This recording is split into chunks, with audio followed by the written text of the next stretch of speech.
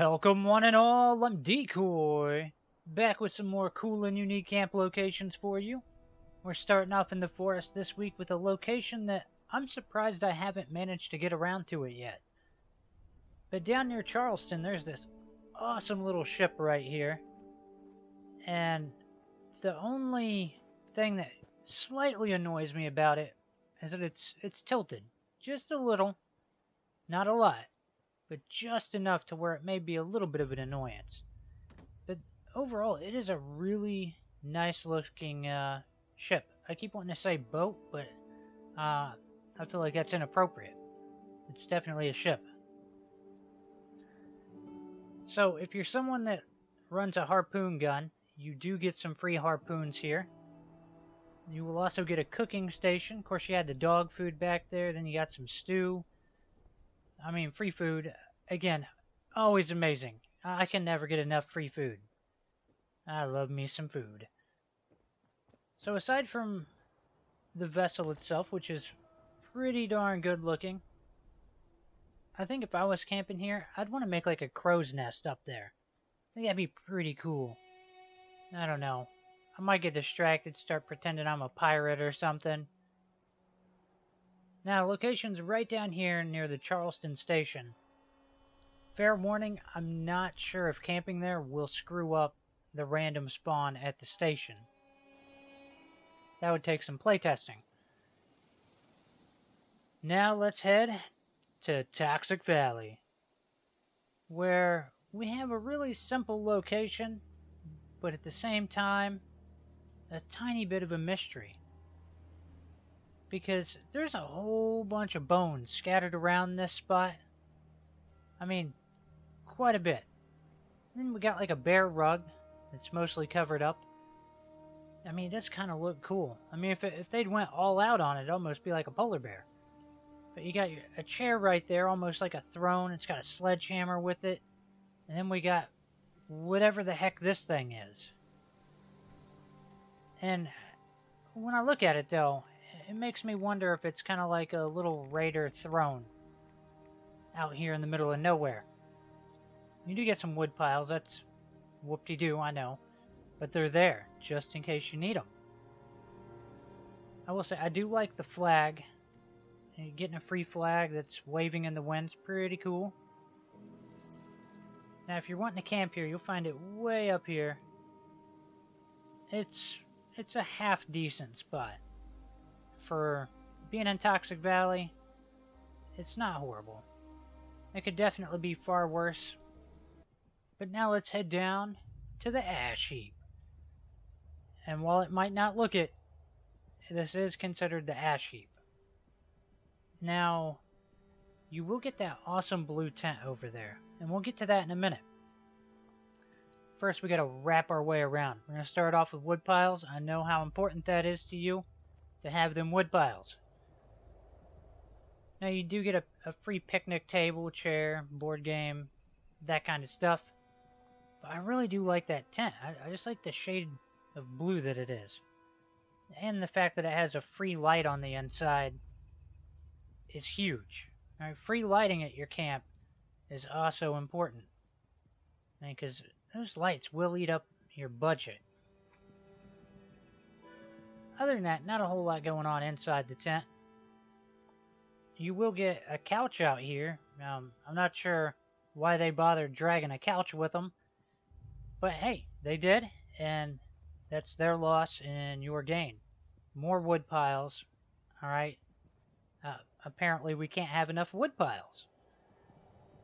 You got plenty of you know what? We got plenty of flammable stuff and plenty of wood.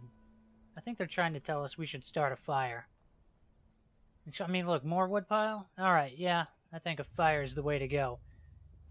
But if you're looking for a neat little camping spot and you're aiming for around the ash heap area, this is solid. Technically part of the ash heap kind of looks more like Savage Divide. And you're fairly in the middle of two different train stations. You're also not horribly far away from White Spring in case you're wanting to head in that direction. Overall, fairly solid spot. But now to the Savage Divide. And look at that, we got a little bit of company. Look at them flying around. They're lucky I'm recording, I might pick on them. So first thing to note about this location, enemies apparently can spawn here. There was only that one enemy, and he was legendary, so I was completely fine with it. I'm not 100% certain how the random spawns will go beyond that. But hey, I showed up, got a free legendary. I mean, it was junk, but hey, free script. So you got your cooking station here, and another woodpile, alright? I know one person's like, yay, woodpile. Everybody else is like, no, woodpile. I don't want it. Too bad, you got it, and it's free of charge. I do like the little cooking setup that we have right here, where you got your free carrot, you got some other random junk, you got a blackberry, and a recipe. The recipe is probably not that important to most of you, but it is there, and you can just pick it up, throw it in your vending machine, throw it at somebody, whatever you need to do. It's there for you. So this camp does have a reddish looking tent to it. It's hard for me to judge the color looking back at the video now. When I have a green light on, I think it's red. It could be orange. It's a color, alright? We know that much. So toolbox, and over here, this is possibly the coolest part of this entire camp setup.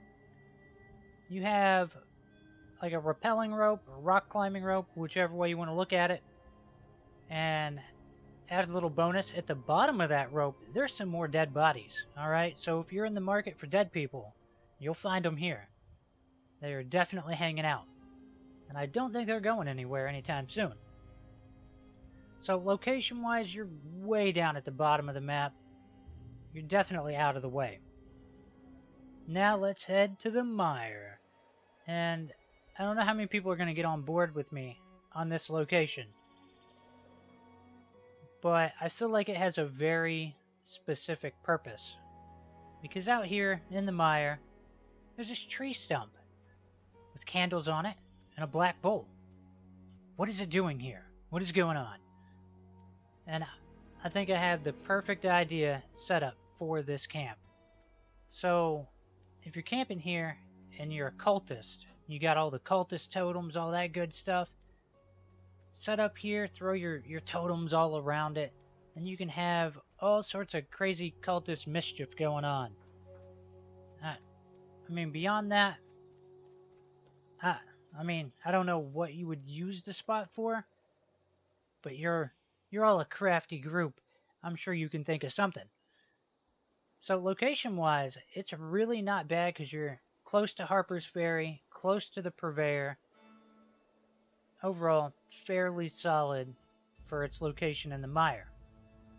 Now let's head down to the Cranberry Bog. Alright. Now, starting off, I would never camp here. Wouldn't happen. Unless it was like a dare or something, maybe. Even then, you're pushing your luck. But for this location, you will get a little bit of brain fungus, dead body, because why not? Motorcycle. And beyond that, we're only really looking at the fact that there's like a little alcove, I guess, covered with logs. And then you got a little log bridge. Now, the reason why I would never camp here, as you can see off in the background, one of those little AA rockets, which means, yes, you're going to have Scorch Beast here fairly often. So, probably not the safest place to put your camp down. But if you're gutsy, not the robot, but if you yourself are gutsy, you can camp there. But that's going to wrap up all of my locations for this week. Don't worry, I'll have even more for you next week. Oh man, that'll be like episode 27. We're getting up there. Hope you've enjoyed it. Please remember to like, sub, and share. Later.